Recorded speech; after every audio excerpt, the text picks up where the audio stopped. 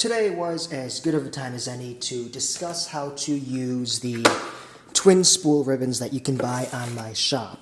Now, I've done a video previously on how to install the single ribbon tins, but this process is just a little bit different.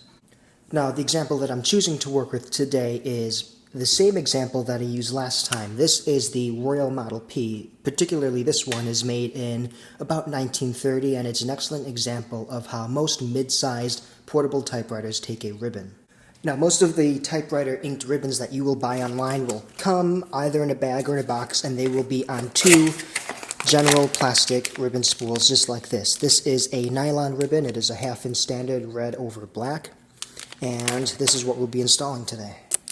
Now, alongside the box with the ribbons that I sell, I have a little informational packet on what the different stocks and material types of ribbons you can get, but nylon is the general standard for most modern typewriters. This is a very even amount of ink, and it will yield a nice crisp type all the way through. Taking a closer look at the ribbon itself, we're just going to take it out of the bag and unload one of the spools. You will see that on my left hand I have the take-up spool and the actual inked material on the right. Now, there is a knot in the middle of that, and that takes the place of a grommet. Now, most typewriters have an automatic reversal system, so when the machine is spooling through the ribbon and you reach one end of the ribbon, that knot is going to trigger the mechanism to start spooling in the opposite direction. So you don't need a grommet. A lot of people think that you do, but that's not necessary. It is much cheaper and more efficient just to tie a knot in the end of your ribbon. So if you happen to buy one that has nothing, just tie a quick knot and you should be good to go. Now, if we lift up the cover on one of the sides of the ribbon holders, you will see that there is a small ribbon cup with a post in the middle. Now, that post also has a secondary smaller post. That's what indexes the spool and allows the machine to spin it for you. Most typewriters will also have a little bit of a lever here. This is the automatic reverse mechanism. When you spool the ribbon through, that knot will get caught in the slot here and pull that out, letting the machine know that it is time to start spinning the ribbon in the opposite direction. Now, some machines may require you to lift up a lid like the engine of a car. Some machines will require you to take the actual top portion of the machine off. This one's pretty straightforward. These are called Gull wing ribbon covers, and those will give you access to both spools on the inside of the machine. Now, you'll notice that one spool has a ratchet sound to it, and the other spool is completely free to spin. And if we flip the ribbon reverse lever, which is located either on the front of the machine or inside the machine, the opposite spool will be free to spin, and the one that was previously free now ratchets. Now, if we have a look inside the ribbon cup, oftentimes, more often than not, you will see a small arrow, and that arrow indicates the direction that the ribbon winds.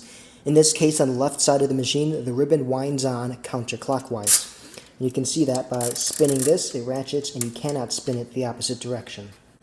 As you might have been able to guess, it is the opposite on the right side spool, which winds on clockwise. Now, some machines will be the reverse of this, so you just need to look at those arrows or spin the posts and see which direction it winds on. That's a very important step that a lot of people miss, and it results in the ribbon not advancing properly and their print losing ink, and then they think there's something wrong with either the ribbon or the machine, but chances are you are more likely than not winding the ribbon on the wrong way. So without further ado, let's start putting this ribbon on the machine. Now, when we start to install the ribbon, the red side goes on the bottom. You will see that there's a color selector on most machines. It has a red setting, a black setting, and a stencil setting. Stencil is for mimeographs, don't worry about that. But the red setting will always raise the ribbon vibrator to access the lower half of the ribbon. So we are going to make sure that not only is the left color on the bottom, but that our spools are both winding in the appropriate direction as indicated by the arrows.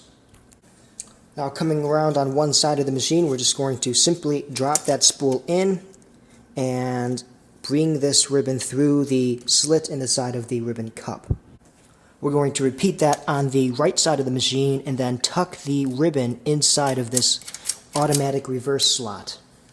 And we want to make sure that we are sure to do this on both sides of the machine. So it threads right through there. Sometimes you just drop it down from the top, or other times you have to kind of finagle it Sometimes it's even around the back side of the spool, which is kind of weird, and it's just a tension mechanism. But there's always going to be something that you have to thread this ribbon through in order for it to trigger the automatic reverse.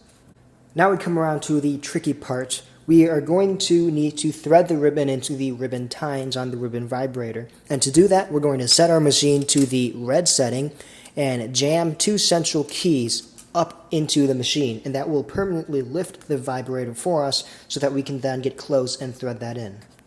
Now, the general rule of thumb is we always want the ribbon as close to the page as possible so it goes behind completely, and then we tuck it in.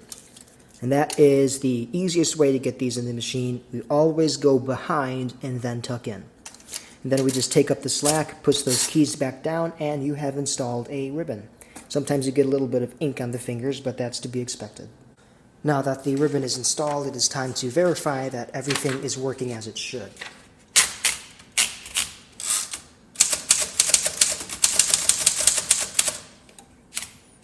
And it seems pretty good.